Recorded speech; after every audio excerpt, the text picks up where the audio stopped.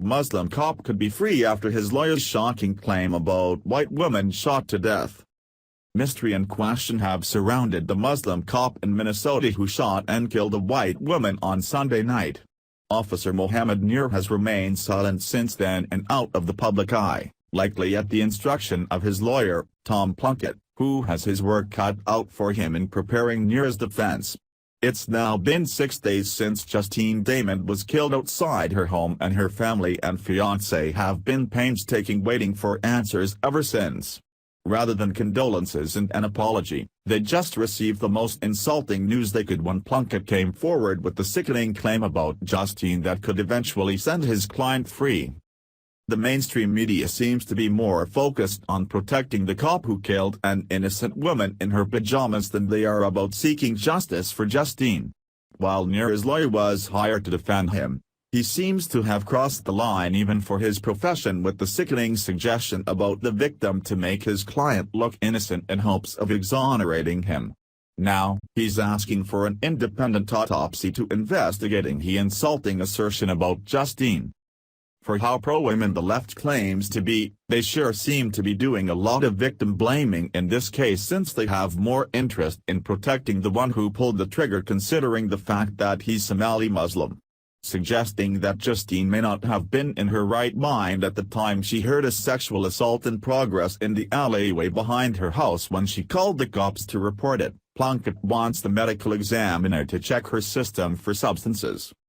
The Daily Mail reports what Plunkett seems to think Justine was under the influence of. Tom Plunkett, who is representing Minnesota policeman Mohammed Nur, told CBS he would like a second lab to examine the results of the autopsy on the Australian woman because it would be nice to know if there were some Ambien in her system. Ambien is a sedative often prescribed to people who have difficulty sleeping. Mr. Plunkett also revealed that Nur has no plans to talk with investigators who are evaluating the incident.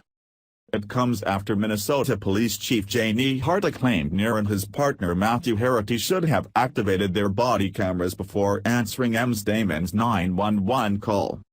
If Justine had been on sleeping medication, she would have likely not have been awoken by any noise in the alleyway, which was the reason for her call to police in the first place. These medications are sedatives, and it's difficult to wake someone up with force before the medications wears off, once they've been asleep on it. Further debunking this claim is that fact that the body cameras were not turned on. As standard protocol, police don't activate these devices when there doesn't seem to be any reason for a threat or escalated situation. If there wasn't enough reason to turn the body cameras on, there certainly wasn't provocation for the police officer to shoot the civilian. The Daily Mail continued in the report with one of the few people unafraid to side with Justine and her family, as opposed to the officer who shot her. Chief Hardy made the statement in her first public appearance since the tragedy in suburban Fulton on Saturday. The fatal shooting of Ms. Damond, 40, who had called 911 to report a sexual assault occurring in the alley behind her home, should not have happened, Chief Hardy told a press conference on Thursday. I believe the actions in question go against who we are as a department, how we train, and the expectations we have for our officers. These were the actions and judgment of one individual, she said, referring to policeman Mohammed Nur, who shot Ms. Damond in her stomach. It's up to Nur's lawyer to try to prove that his client is innocent by placing blame on anything and everyone else other than him. Regardless of whether this was an accident or not, Nur has to take personal responsibility for not following proper protocol of engaging a civilian with deadly force. He didn't wait to determine the threat, he unholstered his gun and reached across his partner, and shot an unarmed woman who didn't pose an obvious danger. Thanks for watching. Please subscribe Breaking News 365 channel. Goodbye and see you again.